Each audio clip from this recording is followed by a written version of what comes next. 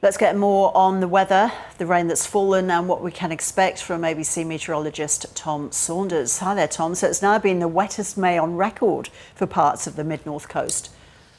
Roz, good afternoon. And that's with data going back to the 1800s. Taree, for example, has now seen about 650 millimetres so far this month, and that's why we have, of course, widespread flooding.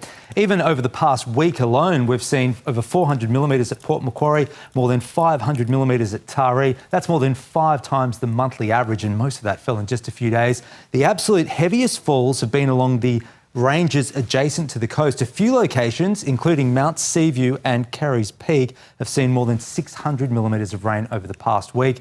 And here is the current flood situation. Still major flood warnings in place for the Macleay, the Hastings and the Manning rivers. The Patterson River has a major flood warning along with Wollombi Brook. There's a minor flood warning for the Hawkesbury Nepean west of Sydney, and a flood watch has just been issued, which extends down to the south coast of New South Wales, Ross. OK, so what's expected for the rest of the day, Tom? All right, let's zoom in across the key areas now. We'll start with the Mid North Coast. Now, there is some good news. You can see on the radar, the rain has eased off through the inland parts of the Mid North Coast, so across those catchments. But we still have this band of heavy rain just forming along the coast, so they're not quite out of trouble just yet. And since 9 a.m, we've had 21 millimetres at Kempsey and also Taree.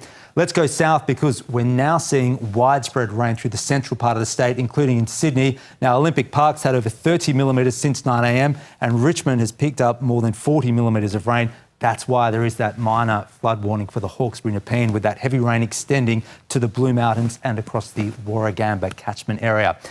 But now for some good news. As expected, we're seeing some rain across drought-affected areas west of the ranges. Now, it's not too heavy just yet, although Young's picked up 13 millimetres since 9 a.m, and Wagga Wagga has had 5 millimetres. All right, here's the forecast rain over the next 12 hours. There's still the risk of very heavy falls and flash flooding, along with more river rises for the Mid North Coast through this afternoon and this evening. Also, the rain across the Sydney region will become heavier tonight. It will peak overnight, and steady rain will continue around the south of the state. There's a couple of severe weather warnings in force for flash flooding for the Mid North Coast, possibly still 150 millimetres in a 6-hour period up until this evening. And then overnight tonight, flash flooding is possible for the lower Hunter, the Blue Mountains and the northern part of the southern highlands, Ross. So that rain band is still expected to track down the coast tomorrow, is it, Tom? Yeah, so the trough that has been bringing the heavy rain all week, it's now deepened into a low pressure system, and that low will track down the coast over the next 24 hours. So here's the forecast rain then on Friday. You can see it's cleared up from the Mid North Coast. For Sydney, torrential rain in the morning should clear up sometime in the afternoon, and then that rain contracts to the southeast of the state during the afternoon and the evening. But between today and Friday, still widespread falls right across eastern New South Wales of at least 50 millimetres. But as we've seen all through this event, you're looking at localised totals much heavier, so well over 100 millimetres will fall in some areas. That's along the coast.